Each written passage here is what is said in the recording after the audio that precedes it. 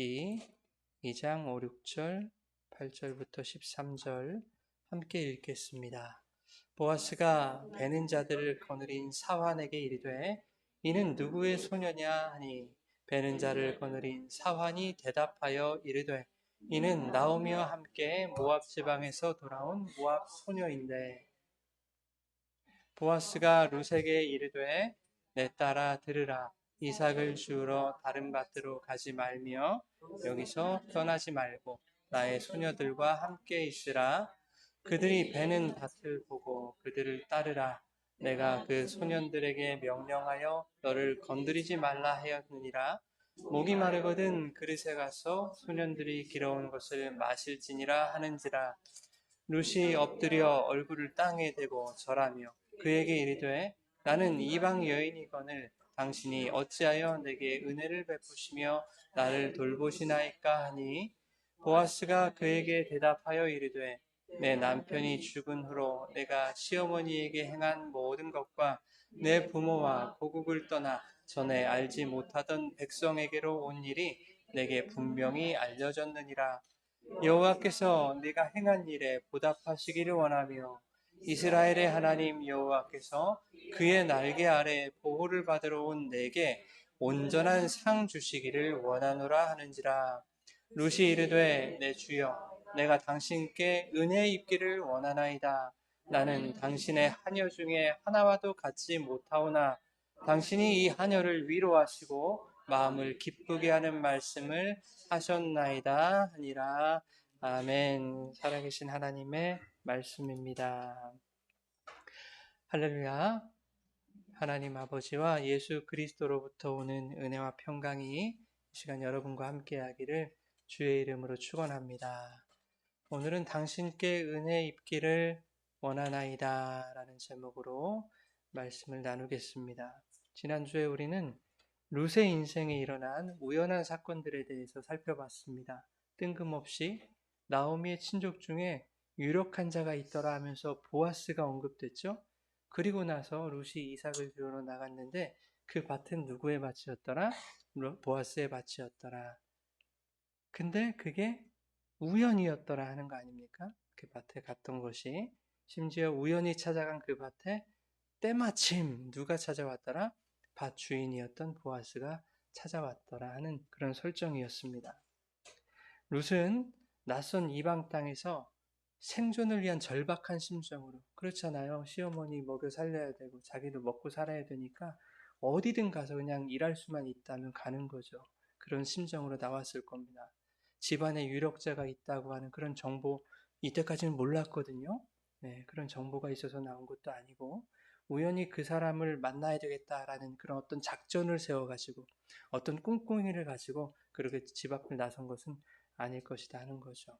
룻에게는 그저 모든 일이 우연이었습니다. 하지만 강한 부정은 강한 뭐라고 해요? 강한 긍정이라고 하죠. 우연이 계속 반복돼요. 이 반복되는 우연은 누군가에 의해 계획된 필연이겠다 하는 것을 우리가 지난 시간에 살펴봤거든요. 여러분 디모데후서 3장 16절에 뭐라고 말씀하냐면 모든 성경은 누구의 감동? 하나님의 감동으로 된 것이래요.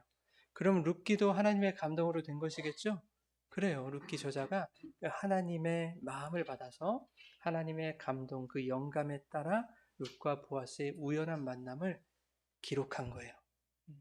인간의 의도와 계획으로 예측할 수 없는 하나님의 뜻, 인간의 사심이나 또 꿍꿍이가 개입할 수 없는, 침범할 수 없는 하나님의 영역, 그 하나님의 주권이 인간의 우연 같은 그런 사건들 속에서도 필연적으로 그들의 삶을, 우리의 삶을 이끌어 가신다 하는 것을 우리가 지난 시간에 살펴봤습니다. 그런가 하면 삶을 살아가는 우리의 삶의 자세, 태도도 중요하겠다 하는 것을 말씀드렸죠. 뭐 하나님이 다 하시네, 우리가 안 해도. 그러니까 다 손 놓고 있어도 되겠네 하는 것은 얼마나 비겁한 일입니까? 그죠? 이기적이고 치졸하고 졸렬하고 하나님께 배은망덕한 그런 삶의 자세 아니겠습니까? 우리는 역경을 만나더라도 부딪히고 또 애써서 일어서려는 그런 노력이 있어야 되겠죠? 그런 사람에게 우연 같은 일이 찾아오는 거예요. 늙은 시어머니와 이방인 신부인 자신의 생존을 위해서 남의 밭에 가서 이삭을 주어야 한다는 것. 그거 얼마나 부담스러운 일입니까? 그죠? 낯선 타국에서 얼마나 큰 두려움으로 다가왔을까? 한번 생각해 보십시오. 그럼에도 불구하고 롯이 눈 질끈 감고 이삭을 주우러 나갔기 때문에 그 우연이란 상황을 만날 수 있게 되었다 하는 거죠. 삶의 태도가 불성실한 사람들이 꼭 이런 말해요. 아, 대박 한번 터졌으면 좋겠다. 일확천금. 그죠? 나한테도 그런 우연이 좀 찾아왔으면 좋겠다. 이런 말들을 한단 말이죠. 얼마나 안일하고 어리석습니까? 뭘 안 하면 찾아오질 않습니다. 이삭을 주우러 나가지 않은 자들에게는 우연이라는 것이 결코 찾아오지 않습니다. 그런데 성실한 자들에게 찾아온 우연은 우연히 찾아온 게 아니다라는 거예요. 하나님의 필연이었다. 이제 룻과 보아스의 우연 같은 만남이 본문에서 시작됩니다. 5절에 보면요, 여러분. 5절 눈으로 한번 보세요. 예, 보아스가 자기 종에게, 사환에게 추수하는 사람들이, 인부들이 있을 거 아닙니까? 그들을 거느린 그 사환에게 룻에 대해서 묻는 거예요. 이 소녀는 누구냐? 누구의 소녀냐? 이렇게 말해요. 룻이 생김새가 동안이고 참 소녀처럼 보여서 누구의 소녀냐 이렇게 물어본 것이 아니라 이 말은 이 여인은 어느 집안, 어느 소속 사람이냐, 누구에게 속한 사람이냐 이렇게 묻는 것입니다. 사환이 뭐라고 대답하는가 하면 나오미와 함께 모압 지방에서 돌아온 무슨 소녀라고 해요? 모압 소녀라고 해요. 모압 소녀. 모압이라는 것을 강조하고 있죠. 네. 사환은요 지금 이것을 강조하고 싶은 거예요. 보아스에게 이 사람 모압 사람입니다. 이거. 네. 유대 사람들에게 이 모압이라는 땅은 어떤 곳이에요? 원래 모압은 암몬과 함께 옛적부터 혈통적으로 이스라엘과 친척 관계에 있는 그런 땅이었어요. 아브라함의 조카 아시죠? 지난번에도 말씀드렸는데 롯이 이제 소돔과 고모라에서 그 심판의 날에 구원을 받잖아요. 딸들과 함께. 그런데 이 딸들이 못된 생각을 했어요.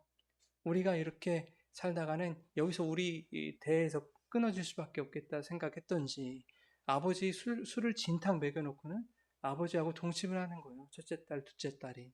그래서 아들들을 낳지 않습니까? 그래서 첫째 딸이 낳은 아들이 누구예요? 모압이에요. 모압. 네, 그리고 둘째 딸이 낳은 아들이 벤암미였어요. 이 벤암미가 암몬이 되었어요. 암몬.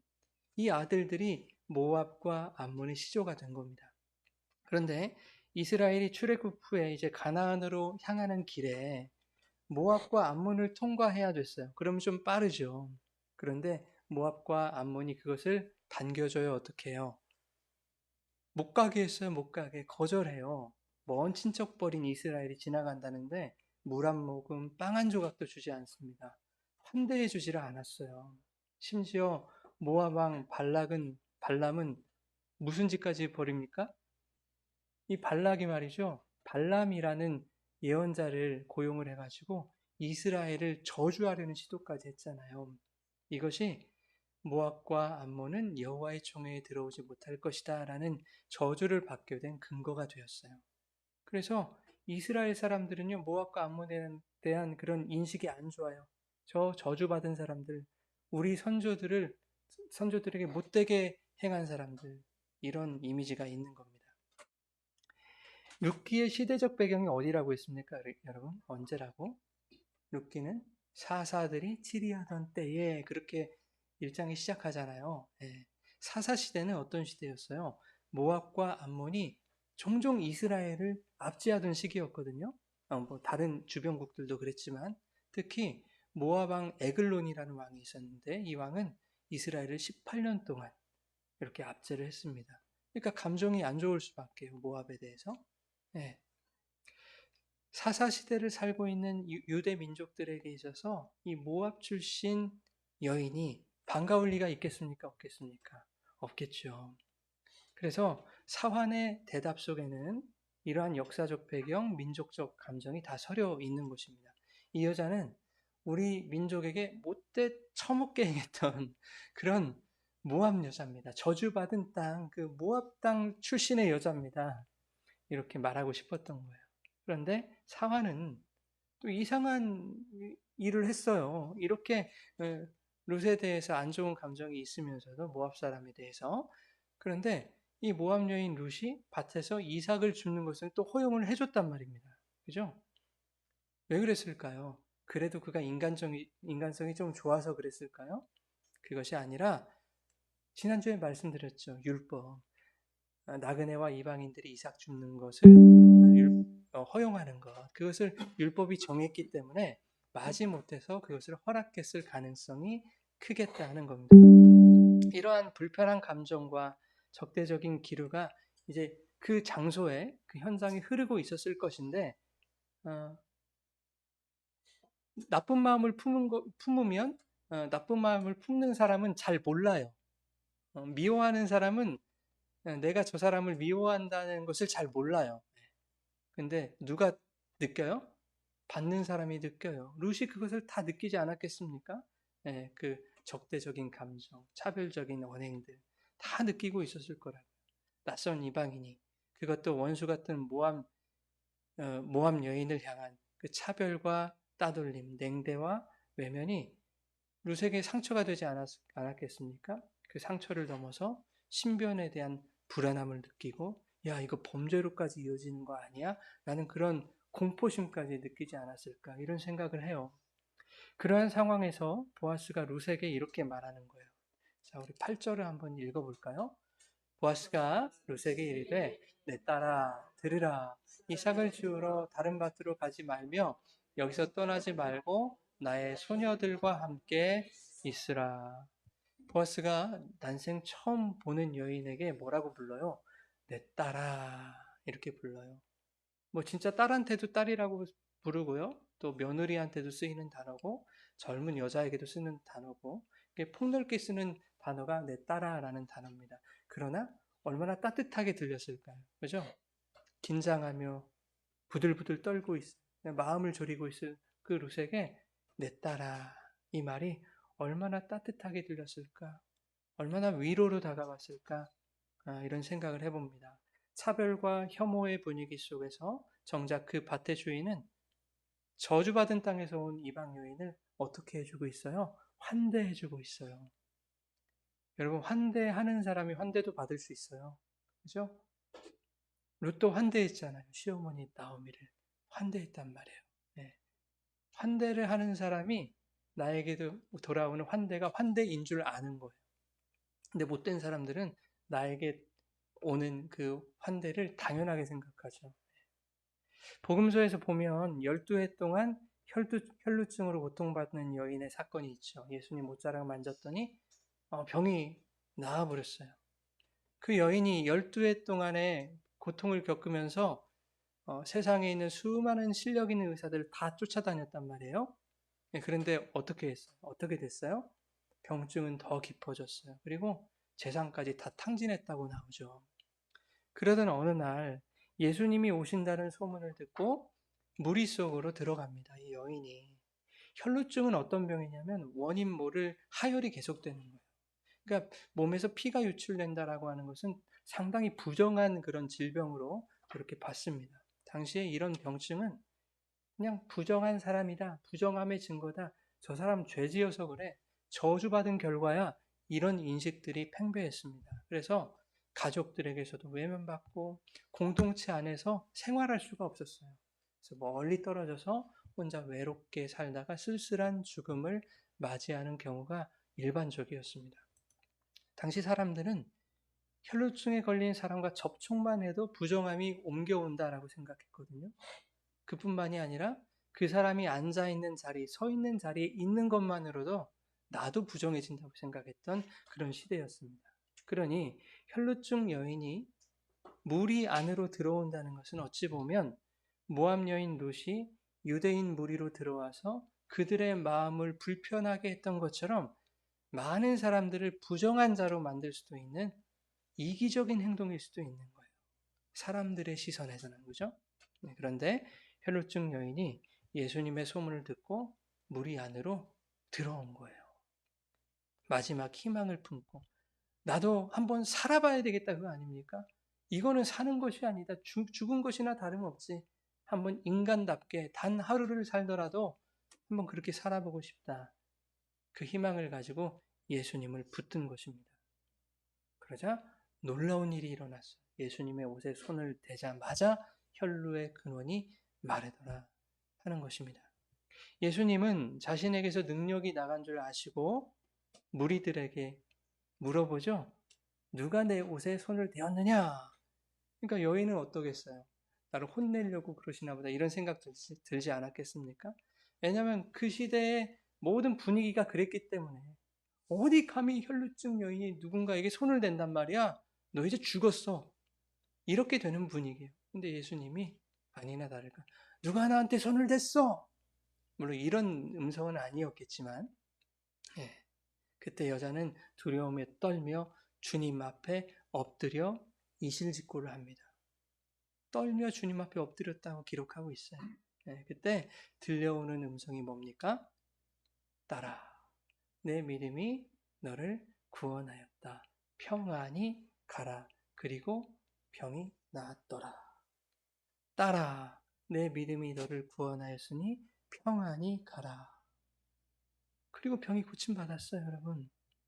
모든 사람이 여인을 외면하고 저주받은 자 취급하고 있을 때 단 한 분만이 그녀를 따뜻하게 환대해 준 거예요, 환대. 그 환대의 내용이 뭐냐 봤더니 회복과 평안과 구원이죠. 그렇죠? 본문에서 이 주님의 환대가 보아스를 통해 룻에게 일어나고 있는 것입니다. 이것은 보아스의 옷자락에서 나오는 능력이 룻에게 구원과 평안과 회복을 가져올 것이다 라는 것을 암시해 주고 있는 거예요. 우리 본문 12절 한번 읽어볼까요? 시작. 여호와께서 내가 행한 일에 보답하시기를 원하며 이스라엘의 하나님 여호와께서 그의 날개 아래 보호를 받으러 온 내게 온전한 상 주시기를 원하노라. 예. 여기서 그의 날개 아래 보호를 받는다라는 표현이 이렇게 나오고 있는데요. 그의 날개는 누구의 날개입니까? 보아스가 말하고 있는 거예요. 그의 날개 아래. 보아스가 자기 자신을 그의 날개라고 하진 않지 않을 건 아닙니까? 그죠? 네, 여호와 하나님의 날개, 그 날개잖아요. 근데 이 날개라는 단어가요, 3장 9절에서 또 나와요. 한번 찾아보세요. 시작. 내가 누구냐 하니 대답하되 당신의 옷자락을 펴 당신의 여종을 덮으소서. 이는 당신이 기업 물을 자가 됨이니이다 하니. 예, 여기에 날개라는 단어가 있죠, 여러분? 어디에 있어요? 예, 옷자락이에요. 날개라는 말은 카나프라는 단어인데요. 이 단어가 방금 읽은 말씀에서는 옷자락으로 번역이 되어 있어요. 자, 그런데 여기서 말하는 이 3장 9절에서 말하는 옷자락은 누구의 옷자락이에요? 그죠? 보아스의 옷자락입니다. 조금 전에는 그 날개는 하나님의 날개, 지금은 보아스의 옷자락. 즉 보아스의 날개 아래에 덮이는 것은 하나님의 날개로 덮이는 것, 또 예수 그리스도의 은혜의 옷자락으로 덮이는 것을 상징하고 있더라 하는 거예요. 보아스의 옷자락이 예수님의 옷자락을 상징한다 하는 겁니다. 앞으로 우리가 3장에서도 살펴보겠지만 룻이 그 옷자락에 덮이자 어떤 일이 일어납니까? 능력이 일어나는 거예요. 옷자락이 덮이자. 보아스의 이름의 뜻이 뭐라고 했습니까? 능력이 그에게 있다. 그에게 능력이 있다. 그 이름의 뜻처럼 기업 물을 자의 능력이 룻에게 나타나기 시작합니다. 언제? 옷자락에 덮였을 때. 그 능력이 어떻게 나타나는가? 저주받은 땅에서 온 이방 여인을 보아스가 아내로 삼아버려요. 아내로.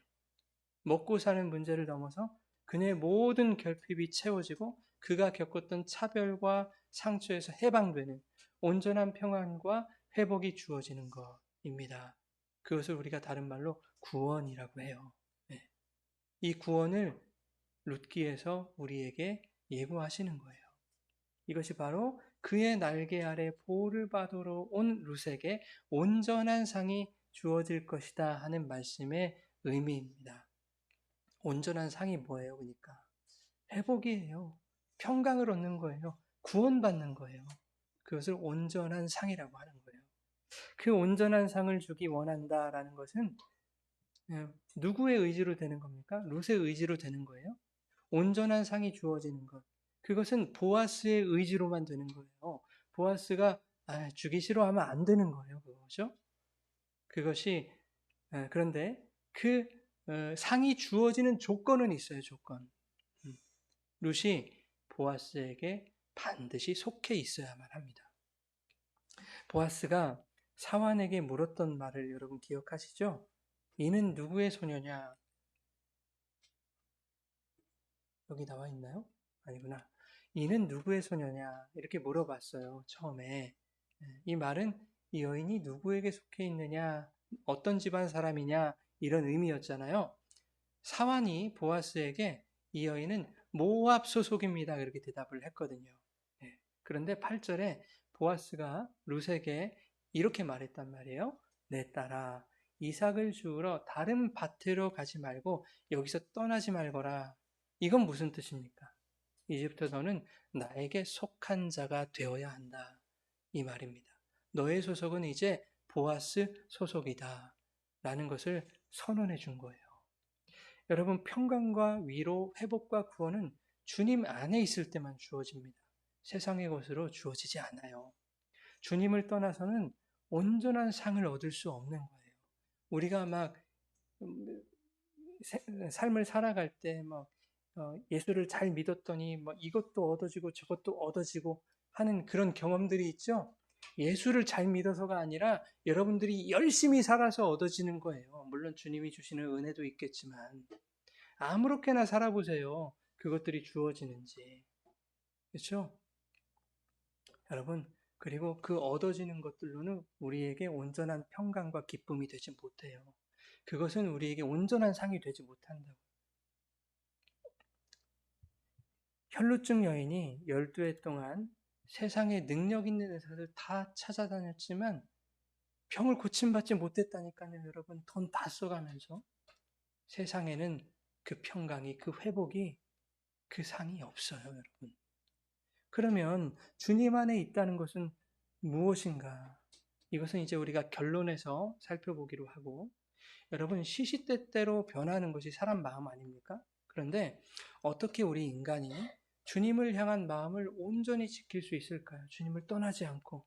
우리는 때때로 세상의 방법도 찾고 돈도 의지하고 그렇게 곁눈질하면서 살아가는 인간인데, 그런 인간이 어떻게 다른 데로 눈길 한번 주지도 않고 주님만 붙들 수 있겠습니까?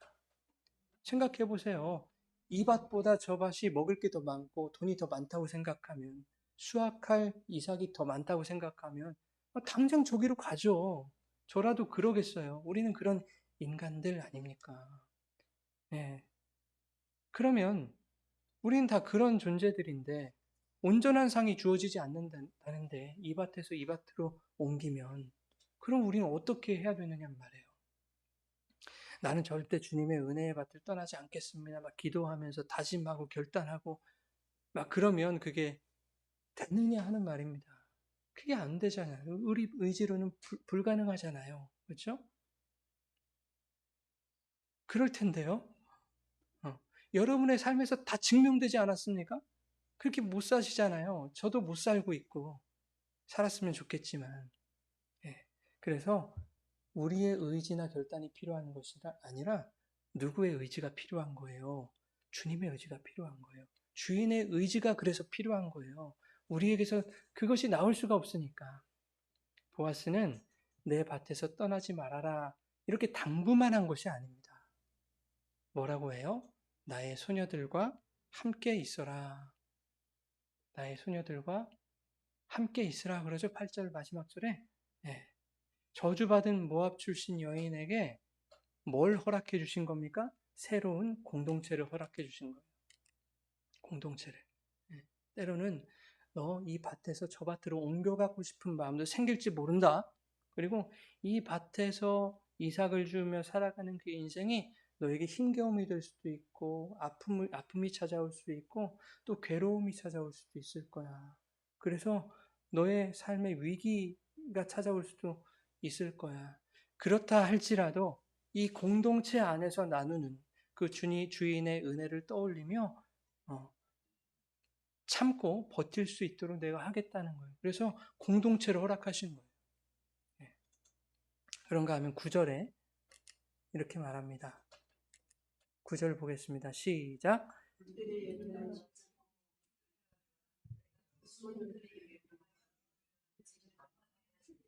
목이 마르거든 그릇에 가서 소년들이 길어온 것을 마실지니라 하는지라.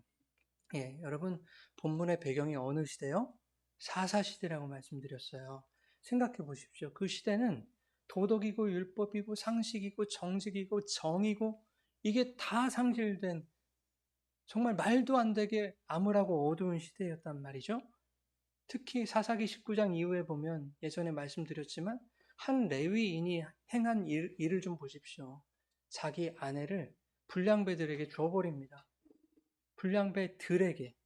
그래서 밤새도록 윤간당해서 죽게 돼요, 아내가. 그것을 또 시체를 12토막을 내가지고 다 각 지파에 보내죠. 물론 이제 이게 성경적인 의미가 있겠습니다만은 그런 시대였다 그 말입니다. 잔인한 시대. 그런데 그 레위인이 묵었던 집주인 그 영감이란 작자는 또 어때요? 불량배들이 원래는 여자 내놔라 그렇게 하지 않았거든요. 이 레위인 내놔 우리가 어떻게 한번 해볼 거야. 그러자 그 집주인 영감이 어떤 선택을 해요? 내 집에 온 이 귀한 손님 말고 시집도 안 간 내 딸들 내어줄 테니 니들 마음대로 해잡수셔. 이런 결정을 해버려요. 물론 레위인의 아내가 이렇게 나가게 되었지만 여러분 그들이 모두 유대인이었다는 거 아십니까? 네, 유대인이었어요. 이런 시대에 이방인 여인이 수많은 남자들 속에서 안전할 수 있겠습니까? 안전할 수 없죠. 매를 맞을 수도 있고 성적인 어떤 학대를 당할 수도 있고 범죄를 당할 수도 있고 하는 거 아니겠습니까? 그래서 보아스는 자기 밭에서 추수하는 남자들에게 뭐라고 해요? 이 여자는 내 여자니까 이 여자는 내 여자니까 털끝 하나도 건드리지 마 명령을 한 거예요. 오히려 너희가 길어온 물을 마음껏 마시게 해라 이렇게 명령까지 합니다. 그러니까 먹을 것과 마실 것과 안전을 보장해 준 거예요. 여러분 주님이 우리에게 너희들 내 안에 거해라 예수 안에 거해라 이렇게 말씀하실 때는 그냥 말씀만 하시는 게 아니에요. 명령만 하시는 것이 아닙니다. 연약해서 이리 저리 기웃거릴 수밖에 없는 우리들이 당신의 은혜의 그 울타리에서 벗어나지 않도록 주님이 모든 장치를 마련해 두셨다는 것까지입니다. 그렇게 마련해 두시고 내 안에 거해라 이렇게 말씀하시는 거예요. 설사 너희들이 기웃거리더라도 내가 어떻게 하겠다? 길 잃은 양, 한 마리 양 찾아 나서는 것처럼 내가 찾아가서 밧줄로 칭칭 동여매서 어깨에 들쳐매고 내가 내 집으로 올 거야. 이거거든요. 우리가 주님의 옷자락에서 벗어날 수 없도록 은혜의 밭에서 떠날 수 없도록 주님이 양식도 제공하시고 모든 위협의 요소로부터 우리의 안전을 보장하시며 힘들고 지칠 때 실컷 마시라고 우리에게 영원히 마르지 않는 무슨 샘물? 성령의 샘물. 영적인 후생복지로 이렇게 딱 우리에게 주신 거 아닙니까? 여러분 제가 회사 생활할 때요. 격리직으로 취업을 한 여직원이 있었어요. 고등학교 졸업반이었거든요. 회사가 전주대 안에 있으니까 옹고으려고 다니던 학생이었는데 이제 살 데가 없잖아요. 네. 근데 사장님이 정말 좋으셔가지고 그 여자 직원 이제 갓 입사한 고등학생이에요. 애기예요, 애기. 그 아이를 위해서 사택을 마련해 줬어요. 아파트를. 다른 사람들 배 아파요, 안 아파요? 저도 그때 좀 못된 마음이 있어가지고 배가 좀 아팠거든요, 솔직히. 와, 이 쥐꼬리만한 월급 주면서 사택을? 집값이 얼마나 굳니, 쟤는? 이런 생각 했거든요. 특혜 받았죠, 솔직히. 그런 특혜가 어디 있어요, 세상에. 그런데 그 특혜를 받고도 사장님 앞에서 엎드려서 절하지는 않더라고요. 네. 그런데 룻은 보아스 말에 엎드려 절합니다. 보세요. 10절 읽겠습니다. 시작. 룻이 엎드려 얼굴을 땅에 대고 절하며 그에게 이르되 나는 이방 여인이거늘 당신이 어찌하여 나에게 은혜를 베푸시며 나를 돌보시나이까. 어찌하여 나 같은 사람에게 은혜를 베풀며 나를 돌보시나이까. 고작 이삭 줍는 것을 허락해주고 또 남자들이 건들지 못하도록 안전장치 마련해주고 목마를 때 마시라고 음료를 제공하는 것에만 감사해서 룻이 납작 엎드렸을까요? 여러분, 앞서 말씀드린 그 여직원이 나쁜 사람이었을까요? 아니에요. 얼마나 착한지 몰라요. 순둥이에요, 순둥이. 뭐 부탁하면 노가 없어요. 그냥 네, 네 하면서 다 해요. 얼마나 착하고 성실한 그런 사람이었는지 몰라요. 그 직원이 감사한 마음이 없었겠어요? 표현은 못하고 내색은 못하지만 불편하니까 다른 사람들보다도 특혜를 받았는데 그렇지만 사장님 이렇게 만나 뵐 때마다 얼마나 그 감사한 마음을 가지고 있었을까 이런 생각을 해봅니다. 제가 무슨 말씀을 드리고 있는가 하면 룻이 보아스에게 엎드려 절한 것은 그녀가 처한 상황이 얼마나 힘들고 두렵고 괴롭고 불안하고 처절하고 절박한 상황이었는지를 보여주고 있다는 겁니다. 단순히 먹고 사는 것, 뭐 안전 보장해 준 것이 아니라 죽음에서 건져준 것이나 다름없는 거예요. 룻에게 있어서는. 저주받은 모압 여인이라는 그 수식어 때문에 룻은 이제 차별당하고 외면당하고 천대받고 또 매를 맞을 수도 있고 그런 삶을 살 수밖에 없는 사람이었어요. 그런 자신을 뭐라고 불러줘요? 내 딸아, 내 딸아 이렇게 불러주며 따뜻하게 품어준 그 은혜, 자신의 공동체 안으로 불러주신 그 은혜에 엎드리고 있는 거예요. 그 은혜 앞에 절하고 있는 거예요. 그래서 이렇게 말하고 있는 것입니다. 10절 하반절 초록색 읽어보세요. 시작.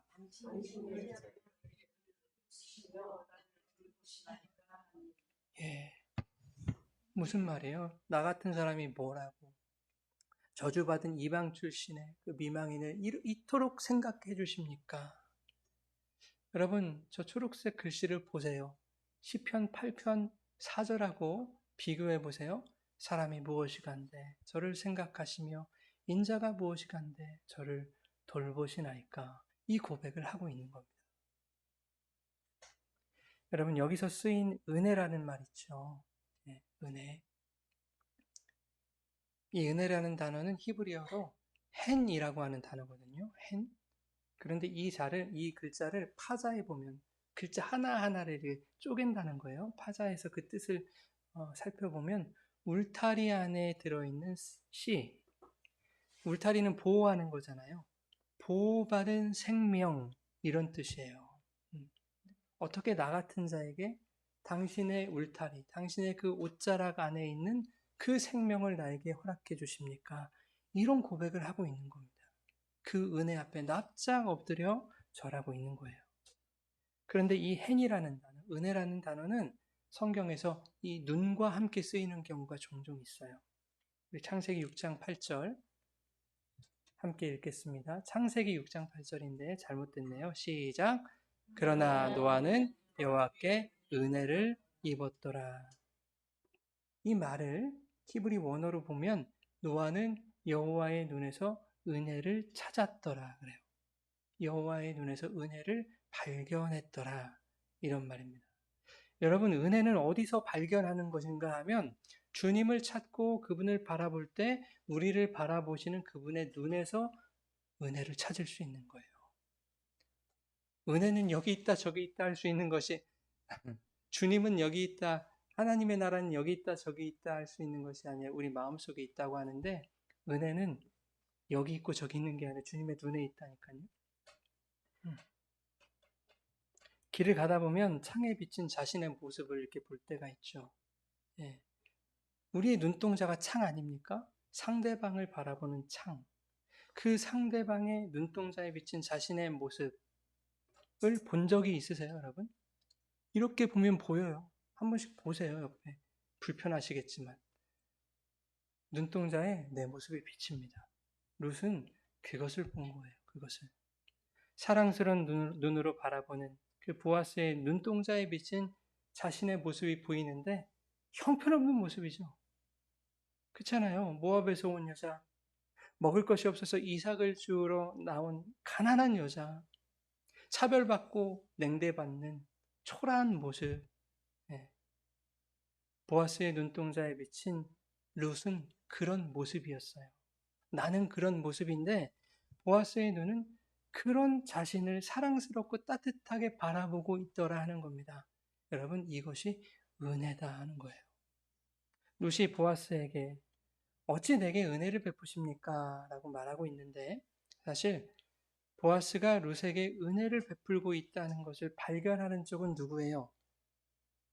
룻이 발견하는 거예요, 여러분. 내가 너에게 은혜를 주니까 이거 알아라, 알아라. 이렇게 하지 않잖아요. 그죠? 은혜를 주시는지 어쩐지 내색하지 않고 그냥 지그시 사랑의 눈으로 바라봐 주는데 그 은혜를 발견하는 쪽은 룻이라고요. 룻이 보아스에게서 은혜를 찾지 못하면 아무리 보아스가 사랑의 레이저를 막 쏴도 그거 알 수 없는 거죠. 주님이 우리를 어떻게 바라보시는지 그분의 시선에 우리의 눈을 맞추지 않는다면 우리는 결코 은혜를 찾을 수 없는 것입니다. 그런가 하면 은혜는 주님의 눈에 비친 내 모습을 정확히 인식하는 자가 찾을 수 있는 거예요. 그 눈에 비친 내 모습이 어떠한가가 보일 때 은혜를 찾는 거예요. 룻이 뭐라고 합니까? 룻이 아까 나는 이방 여인이거늘 그러죠. 어찌하여 은혜를 베푸십니까? 나는 이방 여인입니다. 나는 저주받은 모압 족속입니다. 망한 가문의 이방인 며느리입니다. 여러분, 우리는 주님께 은혜를 받았다는 말을 입버릇처럼 이렇게 할 때가 있거든요. 저도 그래요, 저도. 예, 은혜로 고백하는 거 대단히 복된 일 아닙니까? 예. 그러나 수많은 그 은혜 속에 비친 여러분들의 모습이 고백되고 있는가 하는 것입니다.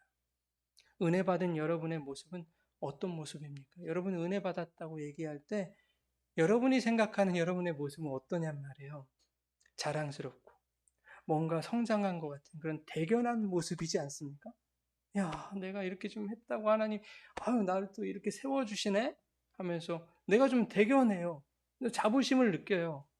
감사하고 기쁘고 벅찬 감격에 가려서 여러분의 진짜 모습, 어떤 모습입니까? 죄와 사망의 존재는 보지 못하고 있는 것은 아닌가 하는 것입니다.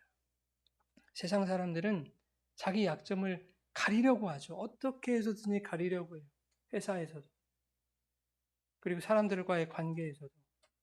내가 더 나은 대우를 받고 더 좋은 사람으로 인정받으려면 조금 더 괜찮은 위치에 서려면 내 연약함이 드러나면 불리하다고 생각하는 거예요. 이게 세상의 논리거든요.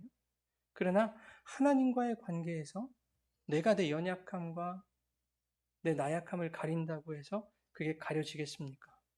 우리의 존재는 용서받을 수 없는 존재였다고요. 죄가 우리를 삼켰잖아요. 네. 그 죄로 삼켜진 자들을 구원하시려고 하나님이 유일하게 행하실 수밖에 없는 방법이 뭐였어요? 자기 아들 주시는 거였어요. 우리는 그만큼 용서받을 수 없는 존재였다고요. 인간이란 존재는. 하나님 앞에서 그 죄인된 존재됨을 가리는 것 불가능하다 하는 겁니다.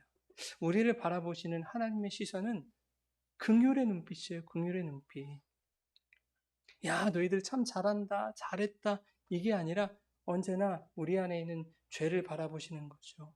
이 죄인들 어찌할꼬 내가 어떻게 하면 이들을 구원할꼬 이들을 의로운 자리로 인도할꼬 긍휼의 눈으로 바라보시는 거예요. 하나님의 사랑은 그래서 긍휼이에요. 죄의 저주 아래 죽어가는 자들을 바라보시는 그분의 긍휼한 눈빛에서 우리의 사망의 존재가 보일 때 비로소 주님의 눈에서 우리는 그분의 은혜를 발견할 수 있는 것입니다. 야, 이것이 하나님의 은혜입니다.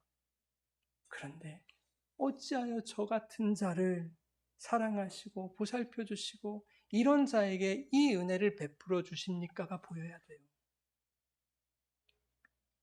주님을 바라보는 사람이라면 그분이 나를 바라보시는 그분의 눈동자에 비친 그 사랑을 받는 것이 과분한 자격 없는 내 모습이 보여야 됩니다. 그것을 인식할 수밖에 없는 거예요. 그 모습이 보일 때 우리는 그분의 은혜 앞에 엎드릴 수 있게 되는 거예요. 이게 마냥 좋은 은혜인 줄만 알았는데, 물론 은혜 좋죠, 여러분. 그런데 그 은혜를 받는 나는 어떤 존재냔 말이에요. 이 은혜를 받을 자격이나 있는 자냔 말입니다. 자격도 없는 자에게 어찌 이런 은혜를 퍼부어 주십니까? 하고 주님 앞에 엎드릴 수 있는 거예요, 여러분. 예, 이렇게 고백될 때, 그렇게 주님 앞에 엎드릴 때 이렇게 고백하게 되는 거예요. 13절 우리 같이 읽겠습니다. 시작. 이르되 내 주여 은혜 입기를 원하나이다. 당신이 이 한요를 위로하시고 마음을 기쁘게 하는 말씀을 하셨나이다. 아멘. 여러분, 우리가 주님 안에 거한다는 건 뭘까요? 주님 안에 거한다. 어떻게 하면 주님 안에 거해요? 막 예수님 여기 계셔가지고 그 안에 막 들어가야 주님 안에 거하는 것입니까? 참 생소하다고 추상적이라고요, 그죠? 네. 어떻게 우리가 주님의 날개 아래에만 머무를 수 있습니까? 어떻게 은혜의 밭에서 우리가 떠나지 않을 수 있습니까? 우리보다 세상이 더 세거든요. 사탄이 우리보다 더 강력해요. 죄는 우리를 가지고 막 장난질 한다고요. 예. 세상의 권세 잡은 자는 막강해요, 여러분. 예. 우리의 마음을 뒤흔들어 놓을 때가 얼마나 많아요. 그래서 세상에 발담그기도 하고 하지 않습니까? 이미 우리는 이밭 저밭 왔다 갔다 하는 그런 삶을 살아가고 있잖아요. 그런데 어떻게 그 밭에만 머물 수 있느냐고요. 우리에게는 그 실력이 없습니다. 라는 고백하는 거예요. 그것을 인정하는 거예요. 다만 그것을 바라고 소망하고 주님께 간구하는 것입니다. 실력이 없습니다. 그럴 자격도 없습니다. 그러니 주님께서 좀 어떻게 해주십시오. 다만 내가 당신께 은혜 입기를 원합니다. 그렇죠? 당신께 은혜 입기를 원하나이다. 나는 죄로 인해 죽을 수밖에 없는 존재이오나 당신만이 나를 위로하시고 내 마음에 기쁨을 주실 수 있는 분이십니다. 이렇게 고백하는 자들, 그들에게서 주님이 일하시는 겁니다. 주의 날개 아래서 떠나지 못하도록 사망의 음침한 골짜기를 다닐지라도 그들이 해를 당하지 않도록 주의 지팡이와 막대기로 안위하시는 겁니다. 사랑하는 여러분, 우리는 우리의 의지가 아니라 주님의 은혜로 그분의 밭에 머물게 된 자들임을 기억하시기 바랍니다. 주님의 눈동자에 비친 연약한 나를 사랑으로 바라보시는 그 주님의 눈에서 우리가 은혜를 발견할 때 이미 우리에게 주신 회복과 평안이 여러분의 삶에서 풍성하게 고백되어지기를 바랍니다. 또한 그 주님 앞에 엎드려 오늘도 주님께 은혜 받기를 간절히 바라고 소망하며 주의 날개 아래 거하는 저와 여러분 모두가 되시기를 예수님의 이름으로 축원합니다. 우리 같이 찬양하고 기도하겠습니다.